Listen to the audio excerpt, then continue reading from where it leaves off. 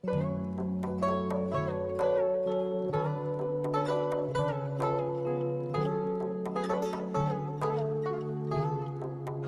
orang dengan mata kasih. Mata kasih itu kalau kita memandang orang dengan mata kasih itu akan memancar di hati kita tuh. Rahmat.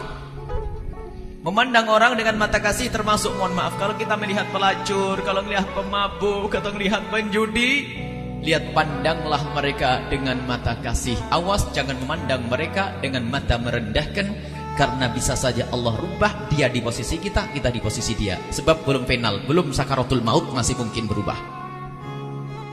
Jangan merendahkan siapapun, tapi ingat, pandanglah mereka dengan mata kasih. Kadang kita guyonan, mohon maaf, kami sering mengingatkan guyonan. Santri mentang-mentang sudah ahli surga kayaknya. Jadi kalau ngeliat orang lain, kasihan preman, kasihan karena sudah ustadz, kasihan. Kasihannya bukan kasihan sungguh, kasihan ngecek. Kita perlu kasihan yang dibarengi dengan terenyuh di dalam hati.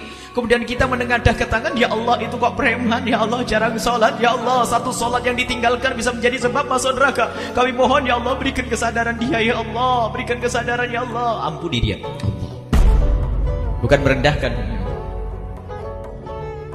Mungkin ada seorang wanita yang, mohon maaf, jual diri, yang sering kami sampaikan juga, pelacur. Kadang kita guyonan dengan mereka.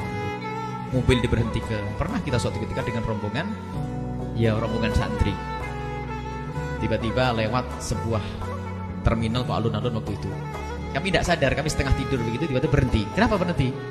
Ada perempuan jalan lagi, berhenti, perempuan datang lagi jalan. Siapa? Rupanya sambil ketawa-ketawa dalam mobil, pelacur. Astagfirullahaladzim, ya akhi, haram seperti ini. Mana terenyuh kita? Mestinya kita melihat dia mulai tadi sudah menangis karena dia akan selalu melakukan zina. Kenapa kok malah jadi guyonan sekarang ini? Ayo, mana terenyuh kita? Mana hatinya Rasulullah? Mana hati juru dakwah itu? Guyonan malah, Masya Allah, tidak boleh seperti ini. Ini kenyataan, dan mungkin yang lainnya juga ada seperti itu. Jadi guyonan, pelacur di pinggir jalan, dia terjerumus, dia akan selalu melakukan zina, satu zina kehinaan. Lah kok malah kita guyon di mobil, direm, dia ngejar dekat, direm jalan lagi. Astagfirullahaladzim, ya Allah, mana ini roh iman ini? Ini kenyataan, dan ini harus paham. Kita pernah, kalau pernah begitu, tobat. Karena itu merendahkan, menghinakan, seolah-olah dia pasti masuk neraka. Masya Allah. Pandanglah mereka dengan mata kasih. Kita doakan dia. Kita doakan dia, memohon kepada Allah, untung-untung bisa menitikkan air mata. Hebat itu hati yang hidup. Seperti halnya kalau kita melihat orang terjatuh, ketabrak mobil, pecah kepalanya, bersimbah darah, mungkin kita terenyuh, merasa kasihan. Itu loh hati yang hidup. Sementara kalau orang berzina itu terjerumus ke dalam neraka, lah kok kita belum kasihan? Mana iman kita? Kalau orang tertabrak mobil, kepalanya pecah, bisa saja dia masuk surga karena dia mau ngaji, tabrakan. Allah. Tapi orang yang mau berzina ini, dia akan terjerumus dalam kehinaan. Lah kok kita masih bisa menertawakan dia itu? Mana hatinya ahli iman santri yang mondok lama? Ini harus direnungin ya, semacam ini. Jangan sampai kita merendahkan orang, memandang orang lain dengan mata merendahkan. Itu bukan matanya Rasulullah. Dan menjadi sebab dicabutnya hidayah, seperti yang pernah kami ceritakan. Orang di atas gunung, ahli ibadah di atas gunung, ternyata merendahkan preman yang mau menuju badannya. Orang alim di atas gunung, sampai mandung memayunginya. Kebetulan saat itu kehabisan bekal sehingga harus turun ke bawah. Yang di bawah preman pasar, orang yang gak benar, segala kejahatan dilakukan. Tiba-tiba tergerak hatinya untuk pergi ke tempatnya sang kiai. Jalannya jalan setapak. Mau tidak mau mereka berpapasan di jalan setapak. Rupanya sang preman itu, biarpun preman, ternyata diam-diam di dalam hatinya ada kekaguman kepada ulama, hormat ke ulama. Kami sampaikan kepada para preman ini, kalau ketemu preman, kabar gembira untuk preman. Dengar cerita ini wahai preman. Rupanya sang preman itu diam-diam di dalam hatinya, ternyata memang begitu. Kami tidak pernah menemukan masalah dimanapun. Kalau kita ketemu orang di jalan, kalau kita pakai kopiah putih, assalamualaikum dengan preman, gak pernah mereka jahil ke kita. Tapi kalau kita gaya kepelinti itu, lihat preman mah seneng ini musuh. Coba kita sopan dengan preman. Dan ini, maka kita sering ketemu preman, ada orang menunggu jalan, ada botolnya ini, langsung assalamualaikum. Mohon maaf, tempatnya ini mana? Oh ya, ya. Ngasih tahu karena kita pakai kopiah, santri, ya kan. Tapi lo gaya kita pakai alat, diajak berantem sama dia. Artinya hati kecilnya dia pengen bener, dia hormat kepada orang yang katanya ahli iman. Dia ngerti iman sebetulnya. Di balik kalbunya ada iman, ada hati.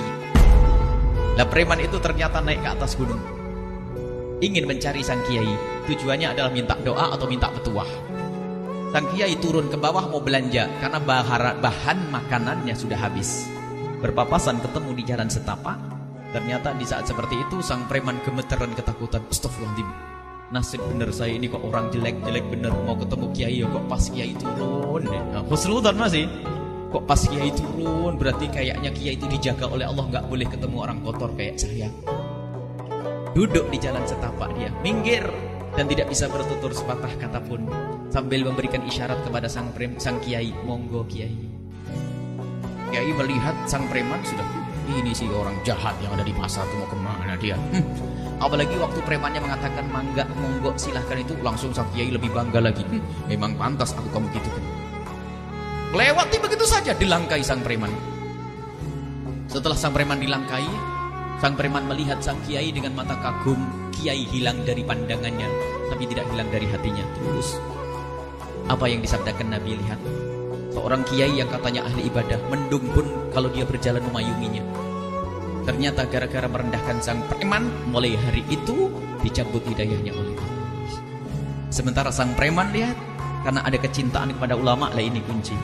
Kecintaan kepada ulama, gara-gara itu Allah berikan hidayah, sehingga dibalik posisinya sang preman menjadi seorang yang soleh, dan sang orang soleh karena merendahkan orang lain menjadi dihinakan oleh Allah. Maka hati-hati, jangan memandang orang lain dengan mata merendahkan. Mungkin dia anaknya, anggap saja anaknya siapa saja, mungkin bapaknya pemabuk, penjudi, ibunya pezina dan sebagainya. Tapi kalau sudah datang ke tempat mulia, dia akan mulia, insya Allah. Jangan merendahkan, pandanglah orang lain dengan mata kasih.